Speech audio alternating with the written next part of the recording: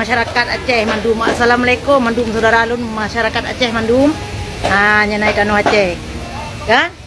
Lo nurumkan kayaknya. Memang menyahana teman politik dalam bisnis di sini. Pendagang bangai pikir gop dayo. Hana ada harga barang. Jangan puai hati awak tanya Aceh. Kapuai hati masyarakat Aceh barang kabeh. Domna awak tanya Aceh di tanah Aceh mungsidra wahai diselesaikan dengan pemerintah Aceh. Nah, ni kalau bukti bah. Yo berah barakan dah belawakan 205 ribu ya. 210 ribu, 215 ribu, 220 ribu sampai 200 sampai uranyo 245 uranyo berah bah. Urus ini uranyo. Urus ini uranyo bah.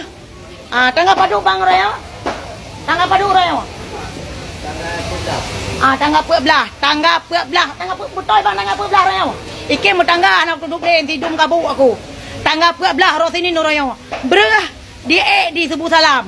Bah, Aceh lain nyo hom nak dupu nyo Aceh ke gila lain Subuh Salam. Bah, berah 245 raya. Na senang ate na Diamond. Na Diamond pemerintah. Kalang kiban. Masyarakat Aceh Mandum. Kapuah di no harga berah. Bek wate blo pade bi oi pe senang ate awak yak mengkani. Yan wate berah lagi yang wana senang ate ni pe harga masyarakat cepet Mandum. Kapuah ni kalan nyo 200 di tom berah lagi tabung gah pegaut. No preh ni 200. No preh 200 ana trip labor. Menyahanan de putapat rawan hubena suku Aceh nya di tanah Aceh.